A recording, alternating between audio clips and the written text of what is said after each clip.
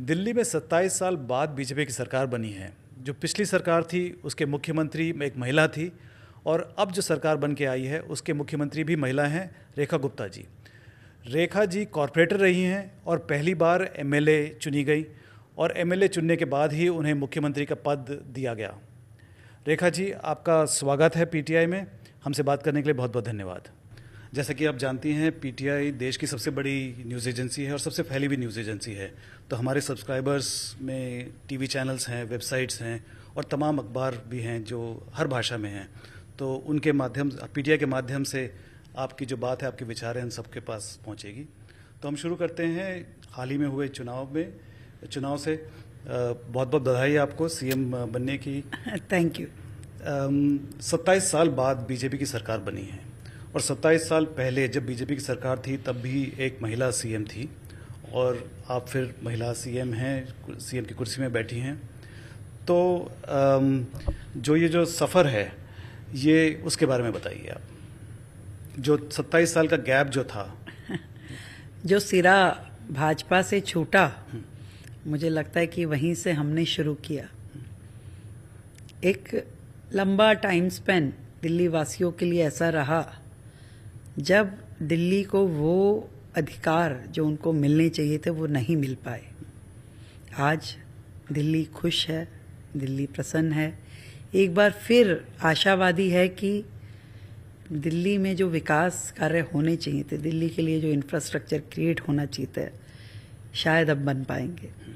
तो हम लकी हैं, सौभाग्यशाली हैं कि दिल्ली की जनता हम में उम्मीद रखती है और हम उन उम्मीदों पे खरा उतरने की पूरी कोशिश करेंगे। जी रेखा जी, एक बीजेपी सेंट्रल लीडरशिप की एक बहुत ही अनोखी बात है कि जब भी किसी राज्य में सीएम का चयन हो रहा होता है तो किसी का नाम उभर के नहीं आता। मीडिया में तो कई नाम उछाले जाते हैं और हम सब लोग बाद में तो हम गलत साबित हो जाते हैं। क्या आपको भी ऐसा एक्सपीरियंस था आपका, या आपके सीएम की कुर्सी का सुगंध आपको पहुंच गई थी थोड़ी देर पहले? देखिए, ये पहले आप लोगों के एजेंडा पे शायद संगठन काम करते होंगे, अब एजेंडा अपना चलाते हैं जी, ताकि ताकि अपने एजेंडा पे चीज़ें तय हो और आप लोग उसको उस निगाह से देखें। और अच्छा है, पार्टी में बहुत सारी चीज़ें नए रूप में की जा रही हैं, नए लोगों को मौका मिल रहा है, नई ऊर्जा के साथ में सरकारें काम कर रही हैं। और मैं सौभाग्यशाली हूँ कि नरेंद्र मोदी जी ने और हमारी पार्टी के शीर्ष नेतृत्व ने मुझ में विश्वास जताया, मुझे मौका दिया और दिल्ली की बेहतरी के लिए मेरी भूमिका रहेगी। ये मेरे लिए बड़ी गर्व की बात है। जी, लेकिन पीटीआई के सब्सक्राइबर शायद ये जानना चाहेंगे कि आपको कब पता चला कि आप सीएम बनने वाली हैं? पहले तो न्यूज़ चैनल से, जब से उन लोगों ने चलाना शुरू किया, अच्छा, तो ऐसा लगा कि अच्छा, ऐसी भी संभावनाएं हैं। और उसके बाद जब विधायक दल की बैठक हुई तो वहाँ, इस बीच में किसी भी प्रकार का कोई कम्युनिकेशन पार्टी की ओर से या कहीं और से मुझे नहीं मिला। और सीधा जब मैं विधायक दल की बैठक में पहुंची तो मैं अपनी ओर से ऐसा कतई नहीं सोच रही थी कि मैं मुख्यमंत्री बनने वाली हूँ। उल्टा सोच रही थी कि अगर बन गई गलती से तो क्या होगा। तो अपने मन में ये था कि भाई ईश्वर उतना करने ना जितना हम संभाल सके। और पर पार्टी ने जब निर्णय लिया तो एक नई जिम्मेवारी का एहसास मुझे हुआ और लगातार मैं उस पथ पे चल पड़ी जहां इस जिम्मेवारी का मैं निर्वहन ठीक से कर पाऊँ। किसी खास व्यक्ति का फोन आया आपको? नहीं आया, ऐसा कुछ नहीं था? नहीं आया। ये कह रही हूँ, सब सिस्टम बदल गया। पहले फ़ोन आया करता था तो लोग बताते हैं कि भाई फ़ोन आया, तो लोग उसके इंतज़ार में फ़ोन सामने रख के बैठते थे कि फ़ोन आएगा। तो ऐसा होता था भी फ़ोन आएगा, फ़ोन आएगा। तो फ़ोन को एक मिनट के लिए भी लोग निगाह से दूर नहीं रखते थे भी फ़ोन आएगा। पर ना फ़ोन आया, ना कोई सूचना आई, सीधा घोषणा हुई। एक बार फिर उस दिन पे जाते हैं, खुशी तो हुई होगी जाहिर है, लेकिन एक अचंभी भी रह गई होंगी शायद आप, जब आपको पता चला कि आप सीएम बनने वाली हैं। क्या प्रतिक्रिया क्या थी आपकी? सच में उस समय तो ऐसा था कि क्या ही बोलूं और क्या सोचने समझने की एक बिल्कुल जिसे कहे कि पूरी ऐसा लग रहा था शायद कोई रील चल रही है, कोई मूवी चल रही है, या कोई सपना चल रहा है कि अभी शायद इसमें अगला डेवलपमेंट क्या होने वाला है, या आंख खुलेगी तो ऐसा लगेगा सब नॉर्मल है। तो पर उसके बाद से ही चीज़ें चलती चली गई और ऐसा पता चला कि भाई ये सपना वपना नहीं है, ये हकीकत है। और मान लीजिए कि आज आप मुख्यमंत्री बन गई हैं और अब आपको निभाना पड़ेगा, काम करना पड़ेगा। तो ये एहसास मुझे जब मैंने रामलीला मैदान में भरे मंच पे शपथ ली मोदी जी की उपस्थिति में, तो मैं पूरी तरह से कंफर्म हो गई कि भाई चूटी वूटी काट के देख ली कि ये सपना वपना नहीं है, और ये तो वही अब फंस चुके हो और अब आपको करना ही है। ये तो हो गई वर्तमान की बात। जरा भूत में चलते हैं, इतिहास में चलते हैं। आप यू स्पेशल लेकर, डीटीसी बस की यू स्पेशल लेकर अपने दौलत राम कॉलेज जाया करती थी। अब उसी घर से अब आपकी कॉन्वॉय चलती है, सीएम की कॉन्वॉय चलती है। तो बताएंगे कि उस टाइम का जो एक्सपीरियंस जो था, यू स्पेशल वाला एक्सपीरियंस लिटरली, और जो सफ़र है वहाँ से आज तक का, वो आपने कैसे कवर किया? उसका अपना एक अलग मज़ा था कि यू स्पेशल में बैठना और कॉलेज तक पहुंचना पूरी सहेलियों के साथ, फ्रेंड्स के साथ में, और आज का जो पूरा सीन होता है उसका एक अपना आनंद है। पर मैं, ईश्वर की मुझ पे बड़ी कृपा है कि मैं इस डिफरेंस में अपनी पर्सनैलिटी को, मुझे लग रहा है कि ईश्वर ने मुझे बड़ी एक स्टेबिलिटी दी है कि उस चीज को और इस चीज को, वर्तमान में और भूत में जो मेरे साथ रहा, मैं दोनों को एंजॉय करके ये समझ रही हूँ कि ईश्वर ने जब वो मेरे लिए तय किया, मैंने वो किया और खूब आनंद से किया। अपनी यूनिवर्सिटी का टाइम, अपने जनरल एक साधारण व्यक्ति के नाते, एक नेता के नाते मैंने जीवन में संघर्ष करते हुए, तो इसीलिए मैं अक्सर कहती हूँ कि भाई मुख्यमंत्री जरूर नहीं हूँ पर नेता पुरानी हूँ। तो वो सारी चीज़ें जो आज मुझे मुख्यमंत्री के तौर पे व्यवहार मिलता है, पर मुझे मालूम है कि ये पद को है, इस पद में आप जितना अच्छा करेंगे उतना ही लोग सम्मान देते जाएंगे। व्यक्ति के लिए नहीं है, ये व्यक्ति के लिए नहीं है, ये उस पद के लिए है जो आप वहां पे अपनी भूमिका अदा कर रहे हैं। जितनी बेहतर भूमिका अदा करेंगे उतना बेहतर आपको सम्मान मिलेगा। जी, एक आमतौर से एक सवाल पूछा जाता है हर नेता से कि जब आप छोटी थी तब आपने कभी सोचा था कि आप सीएम बनेंगी? इसका कोई मतलब नहीं है क्योंकि उस टाइम क्या पता होता है, लेकिन फिर भी जब आप एबीवीपी की नेता थी तो उस टाइम कुछ तो एम्बिशन रहा होगा। देखिए ना, तब ये सोचा था कोई चुनाव लड़ेंगे कि विधायक बनेंगे कि निगम पार्षद बनेंगे, नहीं सोचा था। पर जब जब मुझे मौका मिला एक्टिव सोसाइटी में काम करने का, तब तब मुझे ये था, एक शौक था कि ऐसी पावर होनी चाहिए कि जिससे आप सोचते हो वो काम कर सको सोसाइटी के अपलिफ्टमेंट के लिए। जैसे हम लोग यूनिवर्सिटी में जब डूसू के प्रेसिडेंट थे तो हमने कॉमन एडमिशन फॉर्म, जो उससे पहले कभी नहीं होता था, किसी बच्चे को अगर एडमिशन लेना पड़ता था तो वो अलग अलग कॉलेजेस में जाता था, वहाँ का प्रोस्पेक्टस खरीदता था, फिर उस प्रोस्पेक्टस को भरता था। कोई 100 रुपये का था, कोई 200 रुपये का था, कोई 50 रुपये का था, यानी 10 कॉलेजेस में भरा तो 10 का अलग अलग। जब मैं दिल्ली यूनिवर्सिटी की प्रेसिडेंट बनी तो फिर मैंने वहाँ पे कॉमन यूनिवर्सिटी फॉर्म को जो इंट्रोड्यूस किया, वो आज तक चल रहा है कि अब एक सिंपल सा फॉर्म लीजिए और उसमें कोई आपका पैसा नहीं लगेगा। आपको 10 कॉलेज, 20 कॉलेज, जितना कॉलेज चाहिए उसमें भरिए, प्रायोरिटीज भरिए, आपका एडमिशन हो जाता है। तब भी मन में ये संतुष्टि थी कि चलिए आज मेरे पास इतना पावर है कि कोई एक अच्छा काम मैं कर पाई। मैं जब दिल्ली नगर निगम में एजुकेशन कमेटी की चेयरमैन थी तो दिल्ली नगर निगम के स्कूल के बच्चे वो ब्लू ड्रेस पहनते थे, डार्क ब्लू, लाइट ब्लू, और मैं जब चेयरमैन बनी तो मुझे लगता था कि यार हमारे जो बच्चे स्कूलों के, ये कितने बेचारे लगते हैं इस ड्रेस में, जबकि पब्लिक स्कूलों के बच्चे बड़े चार्मिंग लगते हैं, उनकी ड्रेस बड़ी अच्छी सी लगती है। तो जब ड्रेस का पैसा सरकार ने खर्च करना है तो वाई दिस ब्लू वन, मैं ब्लू की जगह कोई और कलर लेकर के अपना बढ़िया सा ड्रेस क्यों नहीं बना के अपने बच्चों को पहनाती? Why should they look nicer? हाँ, और मैंने अधिकारियों से बड़ा झगड़ा किया। मैंने कहा भाई इस ड्रेस का कलर बदलना है, इसका ड्रेस का पैटर्न बदलना है, चेक, हम प्लेन की जगह चेक लेके आते हैं, चेक की जगह ब्राउन लेके आते हैं। तो उन्होंने कहा नहीं मैडम, ये तो सालों से ऐसे ही चल रहा है, आप कैसे आप कह रही हैं कि इसको हम बदल दें? मैं कहा अरे भाई ये बताओ कौन सी किताब में लिखा है कि ये ब्लू ड्रेस ही देना है आपने? आप वो किताब मुझे लाके दिखाइए, वो एक्ट मुझे लाके दिखाइए तो मैं मान जाऊंगी। अब कहीं हो तो मिले, कहीं था ही नहीं। और I was the person who change this dress blue into brown check. और आज हमारे दिल्ली नगर निगम के स्कूल के बच्चे भी जब वो ड्रेस पहन के निकलते हैं वो प्राइवेट स्कूलों से कम नहीं लगते जी। तो ये जो एक चाव था मेरे मन में कि जो मैं सही सोचती हूँ वो मुझे करने का मौका मिले, वो शायद मुझे यहां तक धीरे धीरे करके लेके आया। जहां जहां मुझे गलत लगा, जहां जहां मुझे लगा कि सिस्टम को रेक्टिफाई करने की जरूरत है और उस जगह मुझे पावर मिली, वो मैंने करने की कोशिश की। Do you consider your self very persistent person, जिद्दी टाइप की हैं आप? जिद्दी भी हूं पर एडजस्टेबल भी हूं।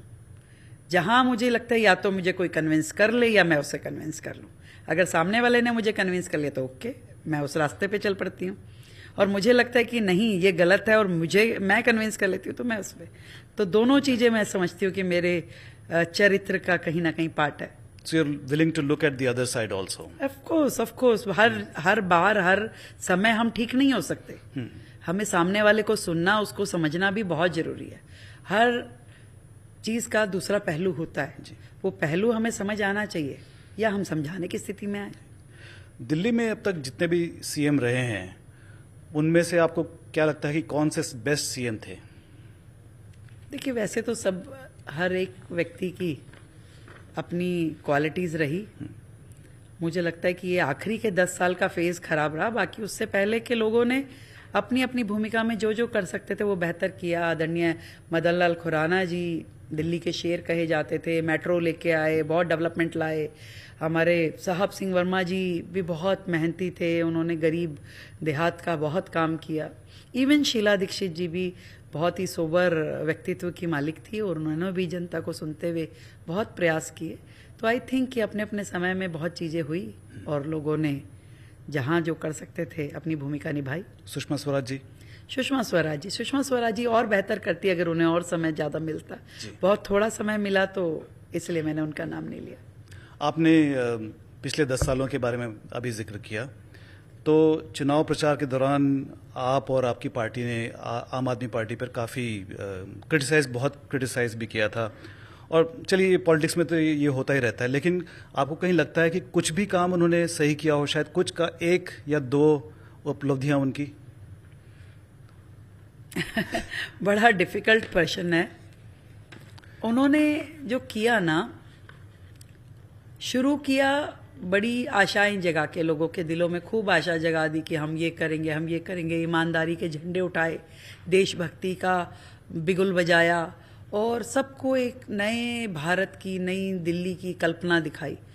पर बहुत जल्द उन्होंने अपने आप को गलत साबित कर दिया और दिल्ली की उम्मीदें जैसी टूट सी गई। उन्होंने प्रोपोगेंडा ज्यादा किया, काम उस दृष्टि में नहीं किया। यदि वो जिस स्पीड में प्रोपोगेंडा कर रहे थे उसका 50% भी काम कर लेते तो शायद उनकी सरकार के मायने अलग होते। परंतु बिल्कुल आटे में नमक और नमक में आटा जैसा था। तो नमक में आटा तो नहीं चलेगा, आटे में नमक भर होता तो चल जाता। तो ये समस्या रही पिछली सरकार की और इसलिए मैं कह सकती हूँ कि उनकी जो चीजें थी वो जनता के गले से नीचे नहीं उतरी। आटे में नमक या दूध में पानी जो भी है, बिल्कुल। कोई 10% भी नहीं लगता आपको उन्होंने कुछ काम? 10% भी आप जब जिस काम के लिए खर्चा आप कर रहे हैं 10 रुपए और उसकी एडवर्टीजमेंट में खर्चा करते हैं 100 रुपए, तो आप क्या बोलेंगे उससे? आपने जितनी योजनाएं शुरू करी, आपने पॉल्यूशन की बात करी कि ठीक है जी दिल्ली में पॉल्यूशन बहुत है, खूब शोर मचाया, खूब उसके लिए एडवर्टीजमेंट निकाली। हम पराली की दवाई इजाद कर रहे हैं, वो पराली की दवाई को हम पंजाब को देंगे, हरियाणा को देंगे, पराली खत्म कर देंगे। इस एडवर्टीजमेंट में 25 करोड़ रुपए खर्च हुए, ठीक, पर वो पराली की दवाई बनी क्या? नहीं बनी। कुछ हुआ उसमें? नहीं हुआ। आज देश में कोविड का वैक्सीनेशन बन सकता है, इतना बड़ा काम हो सकता है जो वर्ल्ड में कोई कंट्री नहीं कर पाई। पर पराली की दवाई जिसके लिए आपने एडवर्टीजमेंट पे 25 करोड़ खर्च दिया और उसके खर्चे पे तो न जाने कितना और किया होगा, परंतु हो नहीं पाया। ऐसे ही आपने कहा कि जी भाई प्रदूषण कम करना है, व्हीकलर जो पॉल्यूशन है वो कम करना है, तो क्या किया? क्या रेमेडी दी? Odd even. अब ऑड इवन में खर्चा तो कुछ नहीं लगना था कि आपने एक आदेश निकाल दिया कि आज इवन नंबर की गाड़ी चलेगी, अगले दिन ऑड नंबर की गाड़ी चलेगी। खर्चा कुछ नहीं हुआ, पर उसका एडवर्टीजमेंट में अगर आप 50 करोड़ रुपए खर्च कर रहे हो, 80 करोड़ रुपए खर्च कर रहे हो, व्हाट इज द यूज? अब इसको मैं आटे में नमक बोलूं कि नमक में आटा बोलूं, ऐसे ही उनकी हर योजना थी, एवरी योजना। मतलब मोहल्ला क्लिनिक आपने इतना टीआरपी क्रिएट किया, मोहल्ला क्लिनिक हमने पता नहीं क्या ही खोल दिया। क्या किया? पोटा कैबिन नालों के ऊपर, पोटा कैबिन कहीं भी सड़क के किसी कोने पे। आज उनकी स्थिति आप जा करके देख लीजिए, वहां कोई डॉक्टर नहीं, दवाई नहीं, इंफ्रास्ट्रक्चर नहीं, बस। और वो किताबों में इतना बड़ा सफेद हाथी आपने खड़ा कर दिया। किसी अपने कार्यकर्ता के यहाँ उसको किराए पे ले लिया, उस किराए का 1 लाख रुपए महीना का किराया दे रहे हैं, किसी को कुछ दे रहे हैं। सिर्फ पर्सनल लोगों को ऑब्लाइज करना, एक टीम ऐसी खड़ी करना जिसको आप पैसे देके फीड कर रहे हो और वो आपके लिए वर्कफोर्स है, वो काम उन्होंने किया। अदरवाइज जमीन पे जो होना चाहिए था, आज दिल्ली में कितना कुछ हो सकता था। ये 10 साल दिल्ली बैकफुट पे आ गई। आज हमारे यहाँ इंफ्रास्ट्रक्चर के नाम पे पिछले 10 सालों में कोई फ्लाईओवर नहीं, सड़कें नहीं, इंफ्रास्ट्रक्चर में कुछ आपने किया ही नहीं, कैपिटल एक्सपेंडिचर किया ही नहीं। और आप बातें कर रहे हो इतनी बड़ी बड़ी कि हमसे ज़्यादा अच्छा एजुकेशन मॉडल किसी ने नहीं दिया, हमसे ज़्यादा हेल्थ सिस्टम किसी ने दिया। जबकि हकीकत ये है कि हमारे दिल्ली सरकार के अस्पतालों में ज़रूरत की मशीनें भी नहीं हैं। तो अब क्या करने वाली हैं इन मोहल्ला क्लिनिक्स और या जो स्कूल जो हैं? सब चीज़ों को रेनोवेट किया जाएगा, उसको अप टू मार्क किया जाएगा और जनता के हित में उसको सुधारा जाएगा। आज 24 अस्पताल उन्होंने शुरू किए, करोड़ों रुपए उस पर खर्च कर दिए, पर आधे बने हुए 10%, 20% पे छोड़ के चले गए। मान लीजिए उसके ऊपर आपके 2000 करोड़ रुपए खर्च हो गए, पर आज उस 2000 करोड़ रुपए खर्चने की कोई वैल्यू नहीं है। आज की डेट में वो जितनी प्रॉपर्टीज है ये मांग करती हैं कि और उस पे 4000 करोड़ रुपए खर्चिए, तो भी वो वर्किंग कंडीशन में नहीं आएगी। इतनी आनन फानन में चीजों को उन्होंने विदाउट प्लानिंग किया। 7 अस्पताल कोविड के समय में शुरू किए, ये देख करके कि कोविड के समय की बेडिंग बढ़ा देंगे। और आप उसमें, आज मैं तो खुद जाकर के मैंने देखा, वो बिल्डिंग ऐसी है जैसे पोटा केबिन जैसी होती है। आपका लोहे का स्ट्रक्चर है, गाटर ठोक दी और प्लेन फ्लोर्स आपने क्रिएट कर दी, 4 फ्लोर 5 फ्लोर। उन फ्लोर पे जाके देखिए कोई इंफ्रास्ट्रक्चर नहीं है, मतलब कोई वहाँ टॉयलेट की व्यवस्था नहीं है, कोई नर्सिंग स्टेशन की व्यवस्था नहीं है, कोई और चीज नहीं है, केवल एक फ्लोर है। आप उसको कहाँ से अस्पताल बना देंगे? और उस पर करोड़ों रुपए खर्च कर चुके आप। यहां तक कि कई प्रोजेक्ट में तो आपने ठेकेदारों को पेनल्टी तक दी है 100 करोड़ रुपए की। कितना सरकार का आपने पैसा बर्बाद किया है। ये जस्ट ए क्राइम, उन्होंने क्राइम किया है। दिल्ली की जनता के विश्वास की हत्या की है उन्होंने। जो फैसिलिटी आज कोविड के आपको मैं बताना चाहती हूं, कोविड के समय में आप क्या मानते हैं दिल्ली में कितनी डेथ हुई होगी? आप बताइए। कुछ हजारों में होगी। हजारों में होगी जी। शमशान घाट भरे हुए थे, क्रिमिनेशन हो नहीं पा रहा था, यानी हजारों में होगी। दिल्ली सरकार ने कितने लोगों को कंपनसेशन दिया है? 97 ओनली। केवल 97 लोगों को कंपनसेशन दिया गया है कोविड के समय का। क्या 97 लोग मरे थे? कि आज ऑक्सीजन की कमी के कारण जो एक झटके में सैकड़ों लोग मर गए थे, कौन जिम्मेवार है? कौन उसकी जवाबदेही देगा? उन्होंने मर्डर किया है, क्राइम किया है, कोई उसकी भरपाई नहीं है। उनको सजा कानून देगा। सीएजी रिपोर्ट ने तो केवल खुलासे किए हैं, सजा तो उनको कानून देगा। रेखा जी, ये जो मोहल्ला क्लिनिक के बारे में एक और सवाल है, इसको आप ठीक करने वाली हैं, कितना टाइम लगेगा इन सबको? देखिए, हमने टाइम बाउंड तरीके से सबसे पहले हमने इस साल 100 आरोग्य मंदिर लिए हैं। हम उसको एक नए फ्रेमवर्क के साथ में जन आरोग्य मंदिर उसमें करेंगे।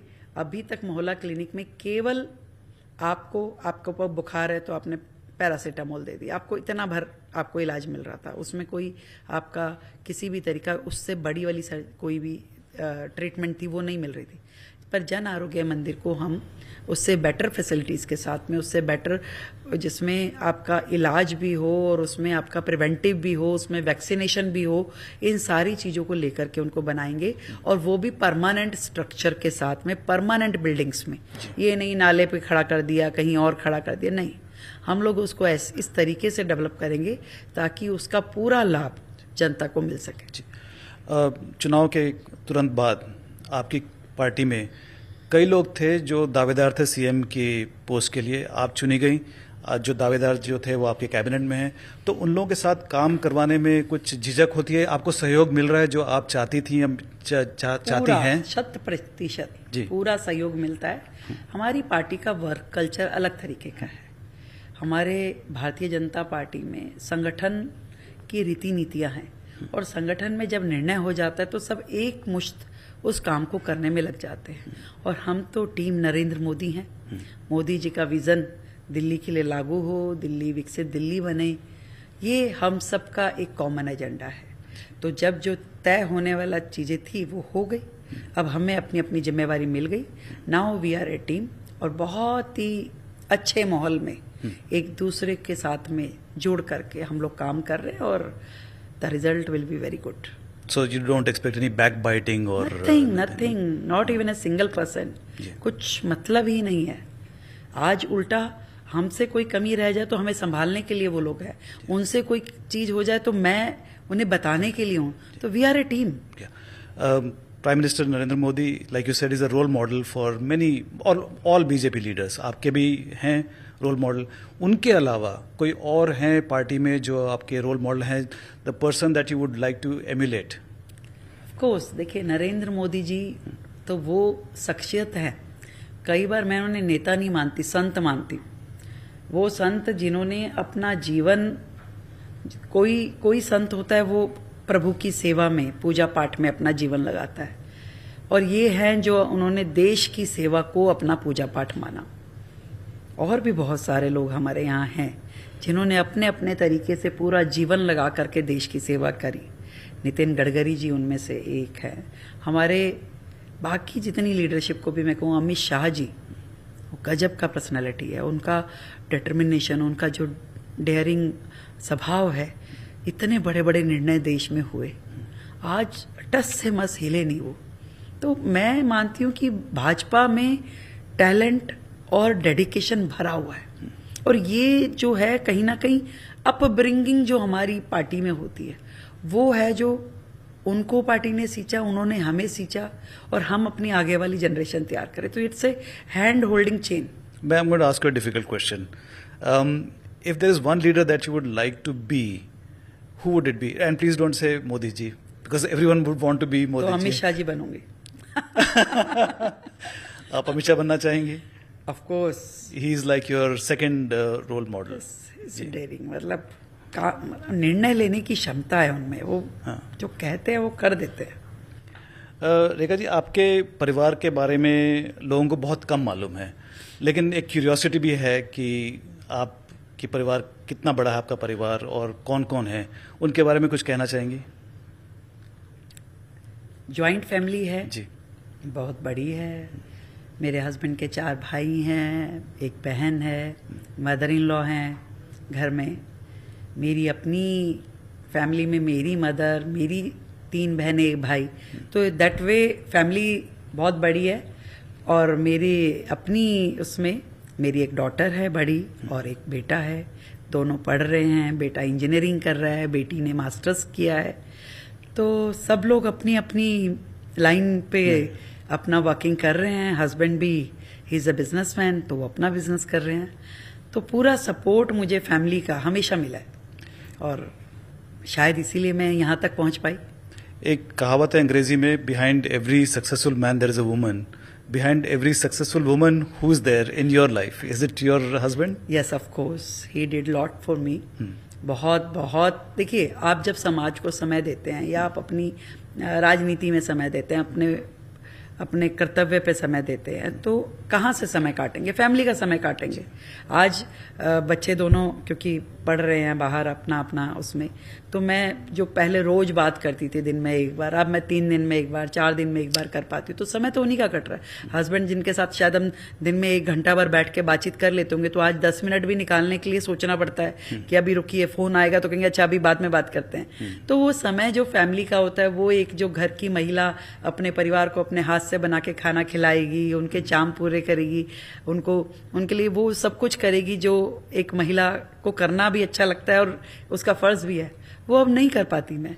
तो किसका नुकसान हुआ? किसका अपने टाइम का टेल के? फैमिली का। तो ऑफ कोर्स उनका साथ, उनका डेडिकेशन जो है वो आपके लिए बहुत बड़ी प्लस पॉइंट है जो आपको आगे बढ़ाता है।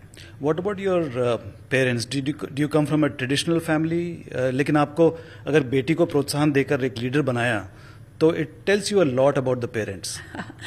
Not exactly. मेरी माँ तो हमेशा कहती थी कि भाई ये राजनीति ना बनियों के बच्चों का काम नहीं है। तो भाई शादी कौन करेगा। तो मैं क्योंकि यूनिवर्सिटी से अपनी इस फील्ड में आ गई थी, सोशल फील्ड में, कॉलेज का चुनाव लड़ी, दिल्ली यूनिवर्सिटी की जनरल सेक्रेटरी रही, फिर प्रेसिडेंट रही। तो जब जनरल सेक्रेटरी रही तब तक तो उन्हें नहीं मालूम था कि इतना बड़ा कुछ होता दिल्ली यूनिवर्सिटी। प्रेसिडेंट के टाइम उन्होंने कहा भाई नहीं हमारी बेटी नहीं लड़ेगी, मना कर दिया पार्टी को। तो माँ तो उस तरह की थी जो हमेशा नहीं चाहती थी कि कभी हूँ, पर मेरे पिताजी को लगता था कि भाई अगर बच्चे को मौका मिला तो उसको करने दिया जाए। तो ही ऑलवेज स्टैंड विद मी, और मुझे उन्होंने हमेशा सपोर्ट किया। माँ लड़ती भी थी, गुस्सा भी करती थी, उनको भी कहती थी कोई नहीं आप कर रहे हो ना इसका साथ दे रहे हो, कल को आप ही भुगतोगे। तो पर वो हमेशा, मैं आज भी मिस करती हूँ उनको। मतलब he is no more, covid के टाइम उनका डेथ हुआ। Oh, I'm sorry. तो मैं आज भी उनको याद करती हूँ कि आज वो होते तो बड़ा खुश होते। अब जॉइंट फैमिली में रहती हैं, शालीमार बाग में आपका घर है, तो जब आप सीएम नहीं थी तो आस पड़ोस में जो लोग थे उनके साथ उठना बैठना होता होगा, अब तो नहीं होता होगा। अब कैसे माहौल कैसे चेंज हो गया है?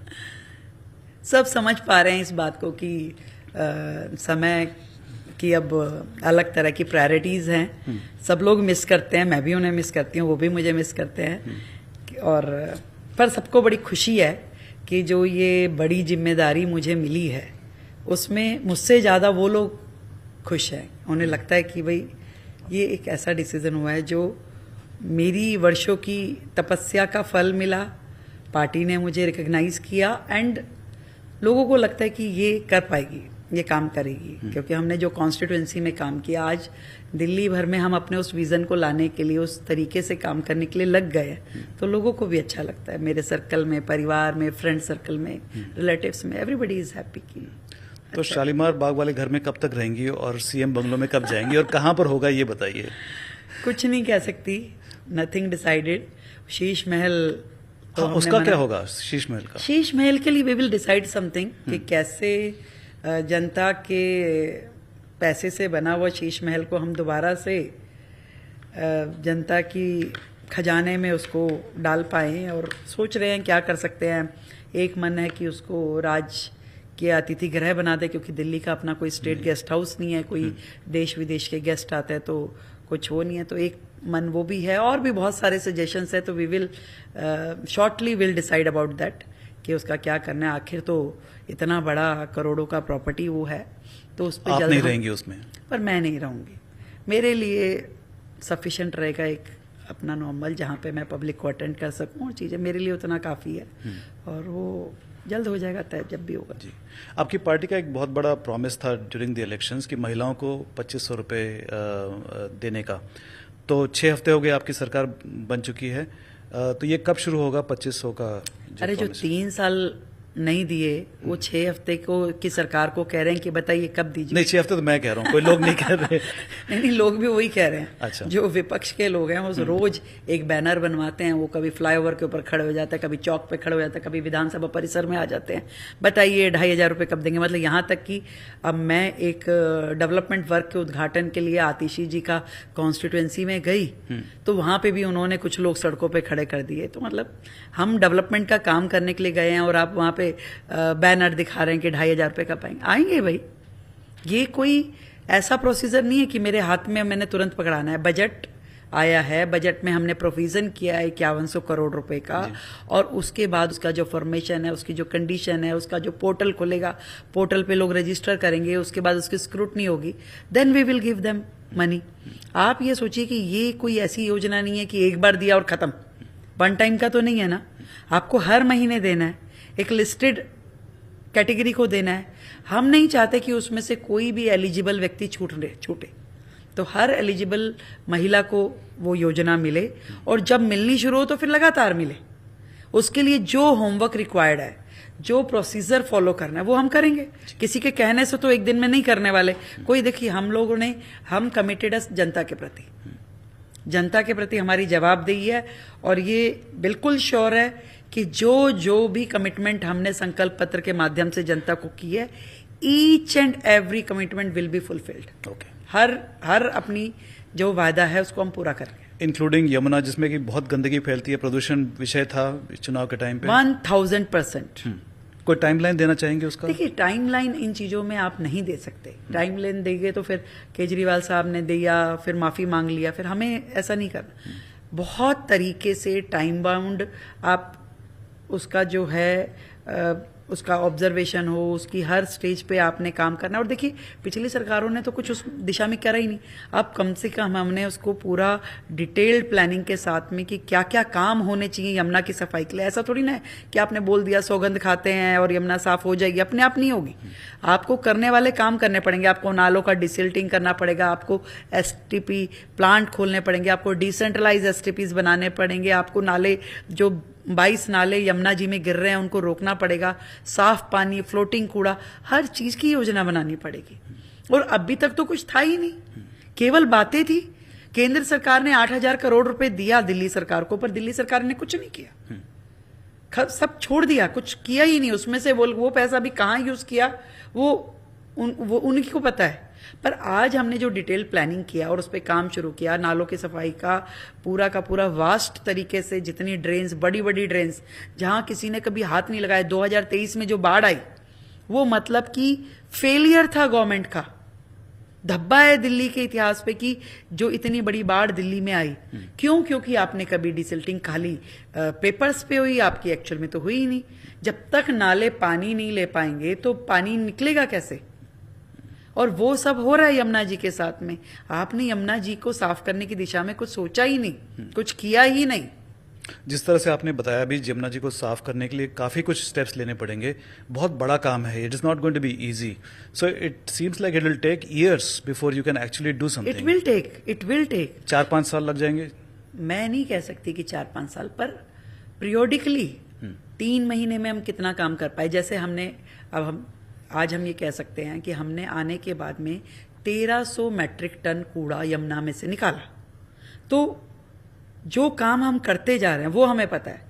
हमने प्लान किया, हमने काम किया। आज 3 महीने बाद का रिपोर्ट, 6 महीने बाद का रिपोर्ट, साल भर बाद का रिपोर्ट हम जनता के बीच में पेश करेंगे कि देखिए यमुना इस स्तर पे आ गई है, आपका एयर पोल्यूशन अब इस स्तर पे आ गया है। आप देखिए कि जितना पहले के सालों में एयर क्वालिटी होता था इंडेक्स, आज धीरे धीरे वो घट रहा है। चीजें उसमें आपको फर्क दिखने लगेगा, क्योंकि हमने उस तरीके से प्लानिंग हम लोग कर रहे हैं। पहले एयर पोल्यूशन के निमित्त स्प्रिंकलर चलते थे। कब चलते थे? साल के 2 महीने, केवल सर्दियों में आपका स्प्रिंकलर चलेगा, पानी छिड़कता हुआ जाएगा और हो गया आपका एयर पोल्यूशन के लिए काम। हमने आके ये समझा कि भाई एयर पोल्यूशन कोई 2 महीने की प्रॉब्लम नहीं है, ये बीमारी तो साल भर चलती है। गर्मियों में भी उतना ही धूल उड़ता है, गर्मियों में, सर्दियों में, पतझड़ में वही सब सरकमस्टेंसेस रहती। तो ये स्प्रिंकलर केवल 2 महीने के लिए नहीं, हमने अब साल भर के लिए ये वाटर स्प्रिंकलर काम करे, ये स्मोक एयर गन्स काम करे। ये अब तो हम पूरा योजना ये बना रहे हैं कि पूरी दिल्ली में जितना हमारा रिंग रोड्स है उन सब पे वाटर स्प्रिंकलर हम अपने जो लाइट के पोल है उन पे लगा दें, और 1000 वाटर स्प्रिंकलर हम पीडब्ल्यूडी के माध्यम से, दिल्ली सरकार के माध्यम से सड़कों पे चलाएंगे। 250 वार्ड हैं दिल्ली में, हर एक पे 4 स्प्रिंकलर साल भर ईयर लॉन्ग चलेंगे और वो काम करेंगे।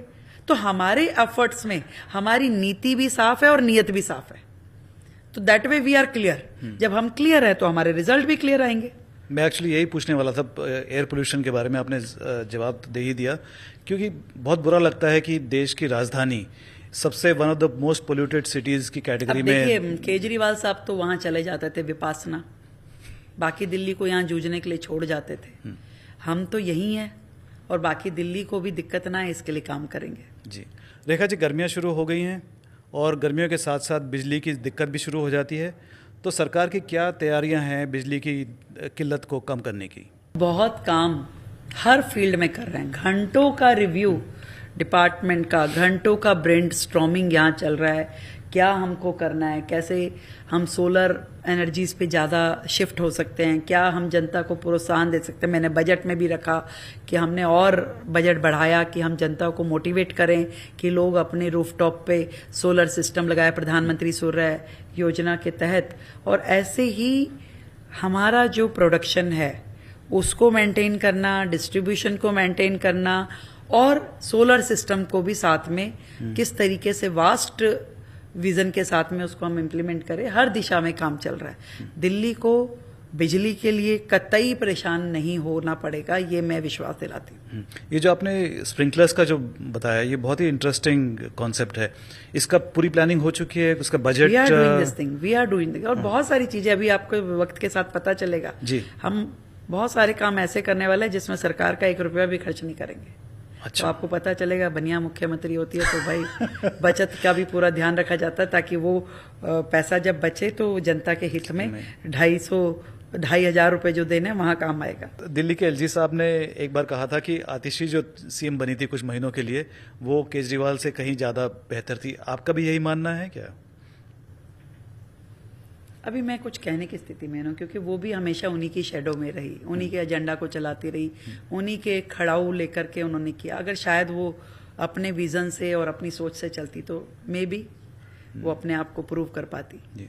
अभी हम लोगों ने जो चैलेंजेस की बात की, पोल्यूशन हो गया, इंफ्रास्ट्रक्चर यानी सड़क या सीवरेज, और स्ट्रे एनिमल्स, और लॉ एंड ऑर्डर, तो इनमें से आप which would you prioritise? Which is the biggest challenge for Delhi you think? देखिए, हर प्रॉब्लम अपने अपने जगह इम्पॉर्टेंट है। स्ट्रे कैटल अपने आप दिल्ली के लिए बहुत बहुत ज़्यादा प्रॉब्लमैटिक एरिया है। आपको समझिए, हमने तो इसके लिए आते ही जिन गौशालाओं के फंड दिल्ली सरकार ने, पूर्व की दिल्ली सरकारों ने सालों से रोके हुए थे, आते ही हमने उन सारी गौशालाओं की उनकी ग्रांट सारी दी। आते ही हमने ऐसी ऐसी चीजें जो उनके पार्ट पे पेंडिंग थी सबको रिलीज किया कि भाई पार्क एंड गार्डन सोसाइटी के उनको फंड दिया, सीनियर सिटीजन को उनका जो ग्रांट हम देते थे उनको रिलीज किया कि भाई ये गलत है। सालों से आपने लोगों के हक का पैसा रोक के रखा। तो हमारे लिए चैलेंजेस जो हैं वो हर फ्रंट पे हैं, परंतु सरकार भी 360 डिग्री पे वर्किंग कर रही है। हर प्रॉब्लम को सुलझाने के लिए, उसका कुछ परमानेंट समाधान लगाने के लिए हम एवरीबडी इज वर्किंग जी। और दिल्ली जो है विविधताओं का शहर है, उसका एक अपना वर्क कल्चर है। उस कल्चर को भी, उस हेरिटेज को भी मेंटेन करना, ये भी हमारी ड्यूटी है। तो हम लोग हर फ्रंट पे काम कर रहे हैं जी। दिल्ली का फुल स्टेटहुड एक बहुत पुराना मुद्दा है और आपके पार्टी में भी कई लीडर्स ने ये डिमांड की थी, और तो आपकी क्या राय है इसके बारे में? होना चाहिए कि नहीं? देखिए, ये केंद्र का निर्णय है। आने वाले समय में हो सकता है कि इसके ऊपर कुछ और क्लैरिटीज आए और हम उसको करें, परंतु आज इसके बारे में कुछ हमारा ऐसा डिस्कशन नहीं हुआ है। पर we will do our best कि भी दिल्ली केंद्र के अंतर्गत काम कर रही है, तो डबल इंजन की सरकार के नाते हम लोग अपनी पूरा बेनिफिट जो है केंद्र सरकार के मातहत काम करते हुए उसको ले। तो स्टेटहुड के साथ में पुलिस का भी मुद्दा उठता है, अभी तो वो हमारे लिए कोई फर्क नहीं है जी। सिक्योरिटी रिजॉल्व हो, सिक्योरिटी प्रॉब्लम दिल्ली को ना हो, ये हमारे लिए ध्येय है। और वो हम एक प्लेटफॉर्म पे बैठते हैं, हमें काम मिलता है, हमें रिजल्ट मिलता है, तो वी आर हैप्पी। दिल्ली में women's safety has always been a big issue. Now that a woman chief minister is back in the chair, women will expect a lot more from you. So आपकी क्या वो रहेगी इस दिशा में? 100% women safety, Delhi के हर व्यक्ति, हर नागरिक की सेफ्टी हमारे लिए एक बहुत बड़ा कंसर्न है और इसके लिए हम पूरी तरीके से सजग हैं। लगातार अपने हर लेवल पे हमने उसके लिए मीटिंग्स करी, उसके लिए सॉल्यूशंस ढूंढे, उसके लिए बेटरमेंट। आज हमने पूरी दिल्ली में और 500 कैमरा लगाने का प्रोविजन क्रिएट किया, 1 स्टॉप सेंटर्स हमने क्रिएट किए, पुलिस के साथ बेटर कोऑर्डिनेशन किया, पिंक PCRs का प्रोविजन हम कर रहे हैं, और जो महिला हमारी पुलिसकर्मी हैं उनको भी सिस्टम में और ज़्यादा इन्वॉल्व करने की बात हम चल रहा है। जो डार्क स्पॉट, मतलब dark spot in not in the terms of कि लाइट नहीं है, लिटरली हाँ, डार्क स्पॉट जहाँ आपका नेटवर्क नहीं है, जहाँ आपका पुलिस का पहुंच नहीं है, ऐसे जितने डार्क स्पॉट दिल्ली में हैं उन सबको कम किया जाए, उनको हटाया जाए, रिमूव किया जाए, हर दिशा में काम करते हुए कि दिल्ली में सिक्योरिटी थ्रेट जो है वो ना रहे, इसके लिए हम काम कर रहे हैं। but for this you will have to work with the police which Yes, comes in the yes, we are center doing, we are doing. and मतलब माननीय HM साहब ने तुरंत हमारे सरकार बनने के बाद हमें बुलाया और हर एक एस्पेक्ट पे चर्चा करी, बड़ी विस्तृत चर्चाएं हुई और बहुत सारी चीज़ों के समाधानों पे हमने काम करना शुरू किया। मैम, आम आदमी पार्टी की जो एक्साइज पॉलिसी थी वो एक बहुत ही कंट्रोवर्शियल पॉलिसी रही, उसके चलते ही शायद उनकी हार भी हुई, सरकार भी गिरी। बीजेपी की क्या पॉलिसी रहेगी इसको हम एक लेकर? नई पॉलिसी लाएंगे, एक फुल प्रूफ पॉलिसी जो पारदर्शी हो, जिसमें सरकार का रेवेन्यू भी हो और सोसाइटी में एक अच्छा मैसेज भी जाए, लोग जनता परेशान ना हो, एक गुड मैसेजिंग भी होनी चाहिए और पारदर्शिता विल बी डन। तो जिन राज्यों में बहुत अच्छे से ये वर्क सिस्टम काम कर रहा है, जहाँ की बेस्ट एक्साइज पॉलिसी है, वी विल फॉलो देम। आखिर मैं आपसे पूछना चाहता हूँ कि आपके जो पिछले स्टेटमेंट्स जो थे, ट्विटर पे थे और आपके स्टेटमेंट्स थे, कुछ कंट्रोवर्शियल थे, तो जब when you look back, do you think, आपको लगता है कि शायद किसी और तरीके से मैं अपनी बात कह सकती? देखिए, हर व्यक्ति के जीवन में धीरे धीरे करके एक लेवल आता है। शायद जब बचपन में हम बोलते होंगे तो हमारे भाषा पे इतना कमांड नहीं होता होगा, हम और बड़े हुए होंगे तो हमारे किसी वर्क में हो सकता है उतनी मैच्योरिटी नहीं दिखती होगी, और थोड़ा सा हमने मैच्योरिटी लेवल पे आके हमने चीज़ों को बेहतर समझा होगा। और ऐसा हर एक के जीवन में होता है, कोई मेरे जीवन में अलग से नहीं है कि मैं कोई फुल प्रूफ सीखी सिखाई पढ़ी पढ़ाई ही मुख्यमंत्री बनी हूँ।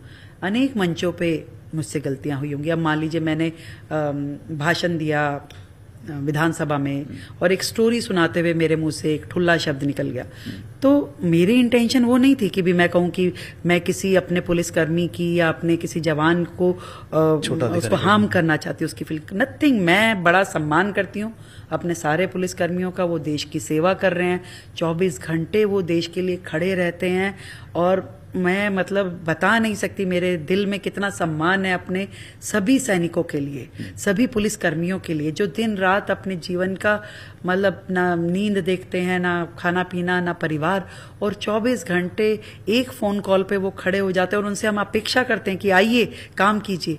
तो ये कुछ कभी हमसे कोई गलती हो सकती है, ना समझी हो सकती है, पर उसका हर समय आपका इंटेंशन नहीं होता वैसा, और आप टाइमली उसको रियलाइज करते हैं कि ये मुझसे ठीक नहीं हुआ और उसको जीवन में आगे वो ना हो गलती, उसका एहसास आपको होना चाहिए।